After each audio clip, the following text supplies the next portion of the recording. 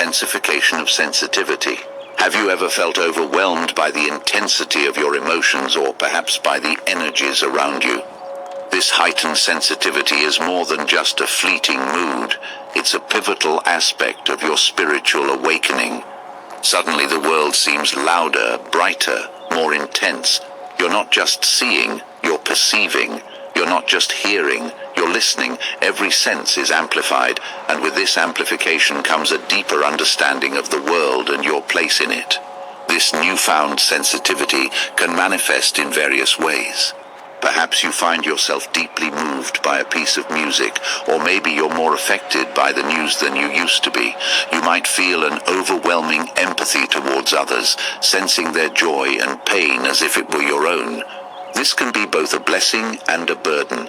While it allows you to experience life more fully, it can also leave you feeling exposed, raw, vulnerable.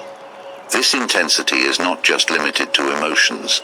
Your physical senses might sharpen too. You may notice nuances in tastes and smells that you previously overlooked. The texture of fabric, the hues of colors, the subtleties in sounds. Everything feels magnified. This can lead to an overwhelming sense of being bombarded by sensory information, making everyday environments feel suddenly overstimulating. But why does this happen? As you awaken spiritually, your awareness expands. You start connecting with the world on a more profound level, tapping into subtleties that were previously unnoticed. This sensitivity is a sign that you're opening up, that your consciousness is expanding beyond the confines of your previous self. Navigating this heightened sensitivity can be challenging. You might find yourself needing more alone time, seeking quiet spaces to recharge and process your experiences. It's important to remember that this is not a retreat from the world, but rather a way to find balance in your expanding awareness. One belief and practice that aligns with the topic of intensification of sensitivity is meditation. Meditation is a centuries-old practice that has been used by people from various cultures and backgrounds to enhance their sensitivity to their inner selves and the world around them. Meditation involves the deliberate focus of attention and elimination of distractions, allowing individuals to connect with their inner thoughts, emotions, and sensations. Through this practice, individuals often report heightened sensitivity to their own feelings and a deeper understanding of their inner world. Meditation can help individuals become more attuned to their emotions. As mentioned earlier, heightened sensitivity can lead to intense emotions. Meditation can be a tool to navigate these emotions effectively. By sitting in silence and observing their thoughts and feelings without judgment, individuals can develop a greater awareness of their emotional states. This heightened emotional awareness, y'all see the racism, emotional regulation, and a greater sense of inner peace. Additionally, meditation can enhance sensory perception. When individuals meditate, they often focus on their breath or a specific point of attention. This heightened focus can lead to a greater awareness of physical sensations. People may notice the subtle rise and fall of their breath, the feeling of the ground beneath them, or the sensation of the air on their skin. This increased sensitivity to physical sensations can carry over into daily life, allowing individuals to experience the world with greater depth and richness. As you adjust to this new level of sensitivity, you'll begin to see it not as a hurdle, but as a gift. It allows you to experience life with a depth and richness that was previously unimaginable. It connects you to the world in a way that is profoundly personal and deeply meaningful. Now, we arrive at the third sign, the quest for authenticity and truth. This aspect of spiritual awakening is pivotal as it shapes your interactions with the world and yourself. Have you ever caught yourself questioning the norms, the very fabric of your reality? You start to look beyond the surface, yearning for something genuine, something real. This quest for authenticity isn't just about seeking truth in the world around you. It's also about uncovering the truth within yourself. It's a deep dive into the core of your being, questioning long-held beliefs and values. This journey towards authenticity often starts with introspection. You might find yourself spending more time in self-reflection, examining your thoughts, feelings, and actions. It's like you're peeling back layers, uncovering aspects of yourself that were hidden or ignored. This process can be uncomfortable, even painful at times, as it challenges you to confront parts of yourself that you may not be proud of. But it's also liberating, as it brings you closer to your true self. Your quest for authenticity also... Place this under your tongue to boost your package whenever you want. Today, I'm going to reveal something that almost no man knows exists. And those in the know... Your quest for authenticity also changes how you interact with the world. You become more discerning about the information you consume, the conversations you engage in, and the company you keep. Superficial chatter, hollow relationships, and societal facades lose their appeal. You crave depth, honesty, and sincerity in all forms of communication. It's not about being critical or judgmental. It's about aligning your external life with your inner truth. This alignment isn't always easy. It can lead to conflicts with societal norms and expectations. You might find yourself at odds with the status quo, feeling like an outsider as you pursue a path less traveled. But this is the essence of your awakening. It's a journey of breaking free from the illusions and embracing the truth, no matter how uncomfortable or unconventional it may be. In the world of medieval philosophy, there was a thinker who embodied the quest for authenticity and truth in his own unique way. His name was Thomas Aquinas, and he was a theologian and philosopher who lived in the 13th century. While the times he lived in were vastly different from our own, his pursuit of truth and authenticity remains a timeless example of the human quest for understanding. Thomas Aquinas was a deeply introspective individual. In his search for authenticity, he turned inward to explore the depths of his own beliefs and convictions. We're going down here and check the banks, y'all. Which were often dictated by the church and its teachings. Aquinas believed in the importance of reason and rationality in understanding the world and God's creation. This was a departure from the blind acceptance of religious dogma that prevailed in his era. Much like the modern quest for authenticity that involves introspection and self-reflection, Aquinas engaged in profound philosophical introspection. He sought to reconcile faith with reason, believing that both were essential in the search for truth. This inner exploration was not always comfortable, as it challenged the established beliefs of his time and sometimes put him at odds with the religious authorities. Aquinas also changed the way he interacted with the world around him. He engaged in deep and meaningful conversations with fellow scholars and thinkers, striving for intellectual honesty and sincerity. His writings, such as the Summa Theologica, reflect his commitment to pursuing depth and clarity in his arguments. Aquinas was not content with superficial explanations. He delved into the profound questions of existence and morality. In his quest for authenticity, Aquinas aligned his external life with his inner truth. He advocated for the importance of virtue and ethics in human behavior. He believed that living a virtuous life was essential to being in harmony with one's true self and with God. This alignment with inner values was not always easy, as it meant... See how I ain't let the devil come involved, y'all? See how he was looking for attention, y'all? When you out minding your business, see that, y'all? Challenging. I ain't even engaging with him, y'all. That are based on truth and depth. That negativity energy he pulled up with. That don't bother me. You can record me all you want. As you navigate this path. See that, y'all? Remember, this loneliness is not a sign. Was that a sign of racism or what, y'all? Your commitment to authenticity. As we venture into the... And 9 times out of 10, he don't even live in Chester. He just work here. of a new sense Crazy. of purpose.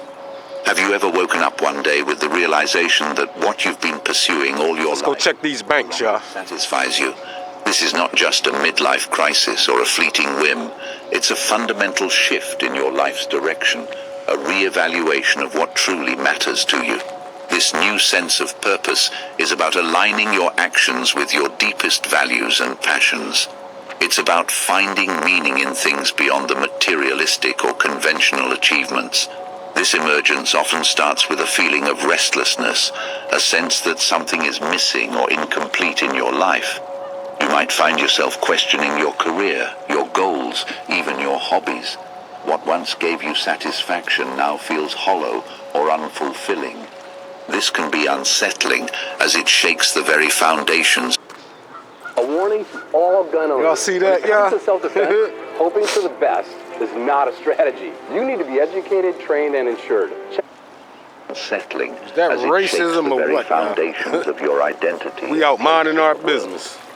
But this restlessness is actually Who are a call you? to Who are you? What are you doing? your deeper self to None of your seek out goddamn business. more in tune with your true nature. It's an invitation to explore new possibilities, to learn, to grow, and to contribute in ways that are meaningful to you. This doesn't necessarily mean making drastic changes like quitting your job or moving to a different country, though for some it might. It's more about reorienting your life around values and activities that resonate with your soul. As you embrace this new sense of purpose, you may notice a change in your priorities and choices. You might gravitate towards activities that nourish your spirit, engage in work that feels impactful, and spend time with people who inspire and uplift you.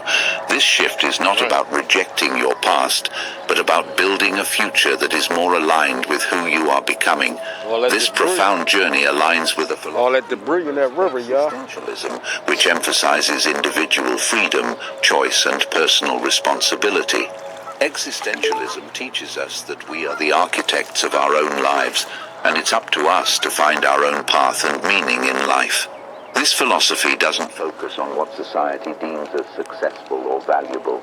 Instead, it urges us to look inward and discover our true desires and aspirations. At the heart of existentialism is the belief that life inherently has no See all that meaning debris in the river, except yeah? for what we give it. This can be both a daunting and liberating realization. It's daunting because it means there are no universal answers or predefined paths to follow, but it's also liberating because it empowers us to create our own purpose and to find joy and satisfaction in the choices we make. When you start to question your life's direction and feel that restlessness, it's an existential moment. It's a sign that you're ready to take responsibility for your life and make choices that are more in line with your authentic self. This process requires a lot of courage and self-reflection.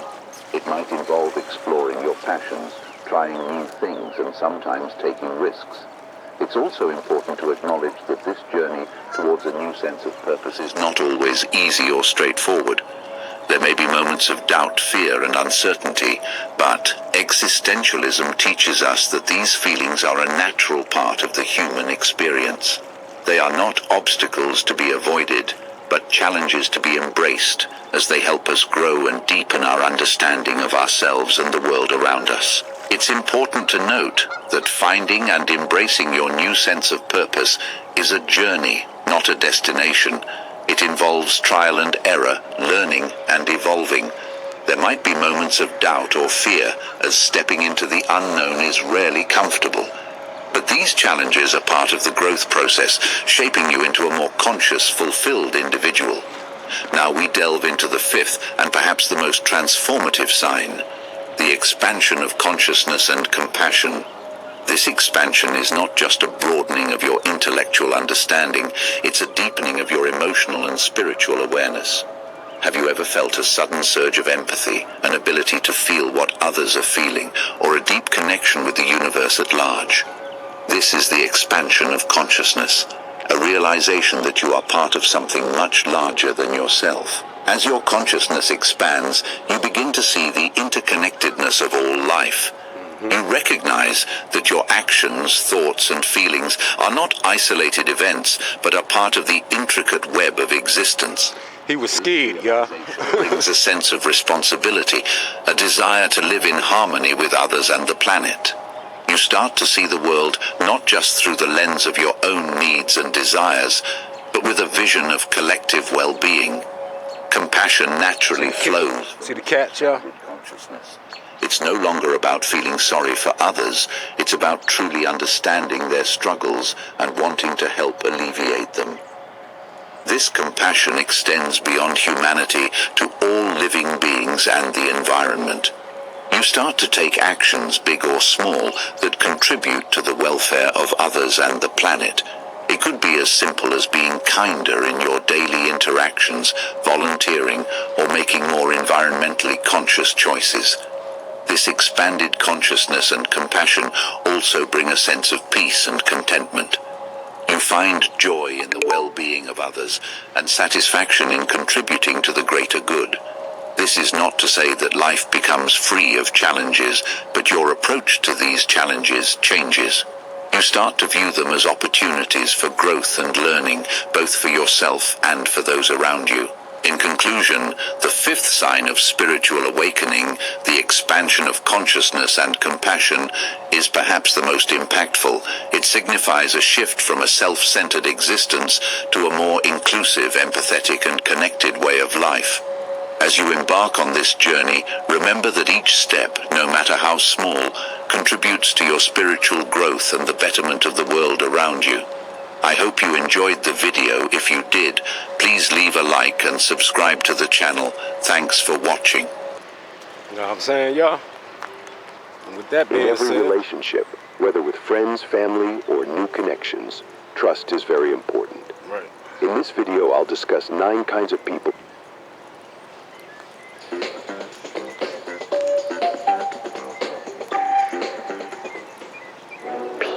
Everywhere. They're watching. You ready for an adventure? Say yes, Chef. Yes, Chef.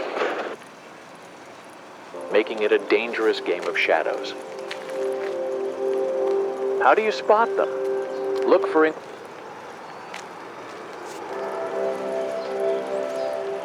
Imagine being surrounded by people who seem trustworthy, only to discover they're the very reason for your unease. What if I reveal to you the 9 types of people who, despite appearances, don't deserve your trust and respect?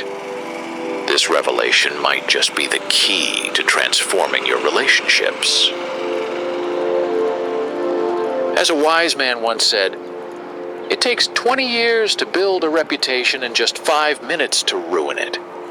Trust is the cornerstone of all relationships, binding us to our friends, family, and acquaintances.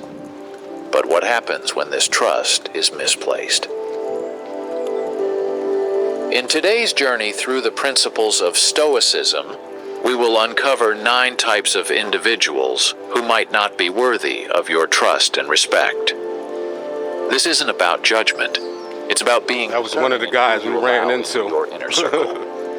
Let's navigate these tricky waters together and learn how to protect not just our trust, but our peace of mind. 1. The manipulative individual. First in our exploration is the manipulative individual. These are the masterminds of deception, artfully crafting their web of lies and emotional manipulation. They wear masks of charm and concern, but beneath lies a calculating mind that uses others for personal gain. Their skill lies in subtlety. Their manipulation is not always overt, making it a dangerous game of shadows. How do you spot them? Look for inconsistencies in their stories. Containership, y'all. They might promise the world but deliver. All this debris, y'all. Their words often don't match their deeds. Pay attention to how they talk about others. Manipulators often badmouth those not present. A hint of how they might speak of you in your absence. Their tactics can include guilt, tripping, gaslighting, and playing the victim to gain sympathy and control. They are adept at twisting facts and situations to their advantage, often leaving you doubting your perceptions. Remember, trust is a treasure, and with manipulators, it's a treasure constantly at risk. Their impact goes beyond mere disappointment. Prolonged exposure to such individuals can lead to emotional and psychological distress. It's crucial to trust your instincts. If you consistently feel drained, undervalued, or confused after interactions with someone, it may be a sign of their manipulative behavior. The key to dealing with manipulators is setting firm boundaries. Be Be clear about what is acceptable and what isn't in your interactions. Don't be afraid to say no or to question inconsistencies. It's also important to maintain emotional distance. While you can be cordial, avoid sharing personal information or relying on them for emotional support. In some cases, the best action might be to cut ties completely, especially if the manipulation is causing significant harm to your well-being. It's not easy, especially if the manipulator is a close friend or family member, but protecting your mental health is paramount. In the realm of Stoicism, we are reminded of the importance of discernment and emotional resilience. Stoics believe in facing reality as it is, not as we wish it to be. Recognizing and accepting that someone is manipulative allows us to make informed decisions about our relationship with them. As we move on from manipulators, we open ourselves to more genuine and healthy relationships, where trust is given and received with integrity. Stay tuned as we uncover the second type of individual in our next segment, where wisdom and awareness continue to guide us through the complexities of human relationships. 2. The perpetual critic. Now let's turn our attention to the second type of individual. You might want to be cautious about the perpetual critic. These are the people who seem to have made a habit of finding fault in everything and everyone around them. Their words. If your partner is being secretive with their phone, you need to do this now. People are unaware this simple yet powerful website exists. Finding fault in everything and everyone around them. Their words are often sharp and their criticism is relentless. Whether it's your choices, your dreams, or even trivial matters, nothing escapes their critical eye. But what's truly concerning about perpetual critics is not just their negativity, but the underlying reasons for it. Often, their criticism is less about the people they target and more about their insecurities. They might be projecting their fears, disappointments, or self-doubt onto others. So how do you deal with such individuals? First, it's crucial to distinguish between constructive criticism, which is intended to help, and destructive criticism, which only aims to belittle. Listen to what they say, but more importantly, observe why they say it. If you find their criticism is often baseless and driven by negativity, it's a sign to maintain your distance. Engaging with perpetual critics can be draining. It's like trying to fill a cup with a hole at the bottom. No matter how much positivity you pour in, it never seems to be enough. Remember, in Stoicism, we learn the importance of focusing on what we can control. And while you can't control what others say, you can control how you react to it. Setting boundaries is vital. Politely but firmly, make it clear that while you are open to constructive feedback, unwarranted negativity is not welcome. Right. If the behavior persists, Well, we just ignored, y'all. interactions with them. Your peace of mind and self-esteem are far too valuable to be eroded by constant criticism. In essence, the perpetual critic teaches us a valuable lesson in self-respect and resilience. By choosing not to internalize their negativity, you protect your inner peace. Right. As we move forward in What we our just did, y'all. We protected our let's peace carry with us by just pointing the camera in his face. discern what criticism to take to heart and what to let pass by us like the wind. Right. Up next, we'll delve into the third type of individual, continuing our journey towards understanding and Stoic wisdom. 3. The fair weather friend. As we continue our exploration, we encounter the third type, the fair weather friend. These are individuals who are all sunshine and smiles when things are going well, But the moment a storm hits your life, they're nowhere to be found. Their friendship is like a leaf in the wind, present in your brightest days but absent during your darkest hours. The fair-weather friend is often charming and sociable, making you feel like you're truly connected. However, their loyalty is as fleeting as their presence. They are there for the good times, the celebrations, and the moments of joy. But when you need support, understanding, or someone to just listen, they vanish. Identifying a fair-weather friend can be tricky, especially when times are good. However, pay attention to how they respond when you talk about your challenges or seek their support. Do they change the subject, make excuses, or simply disappear until the skies are clear again? This behavior is a clear indicator of their fair-weather nature. Dealing with such individuals requires a balance of open-heartedness and caution. It's okay to enjoy their company, but be wary of relying on them for emotional support or sharing your deepest vulnerabilities. In the philosophy of Stoicism, we are taught to value inner resilience and the strength that comes from within. Relying too much on fair-weather friends can leave you unprepared for life's inevitable storms. So cherish the good times with them, but also build a support system with people who are there for you unconditionally. These are the friends who will stand by your side through thick and thin, the ones who truly deserve your trust and respect. As we move on from the fair-weather friend, we prepare to uncover the fourth type of individual in our journey. Each person we meet along this path teaches us something valuable about ourselves and the world around us. Stay with us as we continue to navigate these insightful revelations. 4. The gossip monger. Next, we turn our focus to the fourth type of individual to be wary of: the gossip monger. This person thrives on rumors and hearsay, often spreading stories that are not theirs to tell.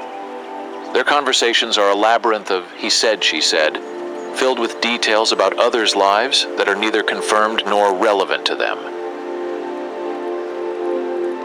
The cannabis industry is exploding nationwide, and that's why I created the Master Mentors Live educational platform. Gossip mongers often present themselves as well-informed or in the loop, but the truth is their habit of gossiping is a sign of deeper issues.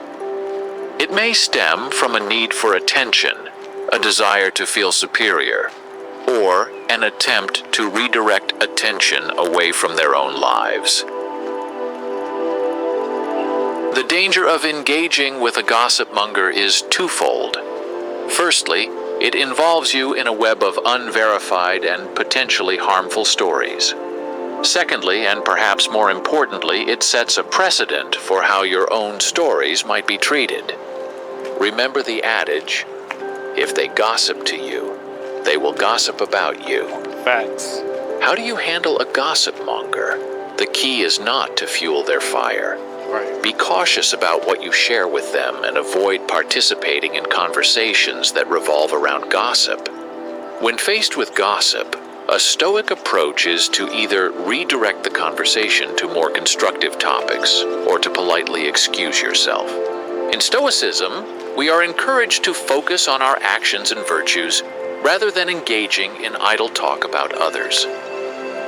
This practice not only maintains our integrity, but also protects our mental peace. As we leave the gossip monger behind and move forward, let us carry with us the wisdom to engage in conversations that uplift and contribute positively to our lives and those of others.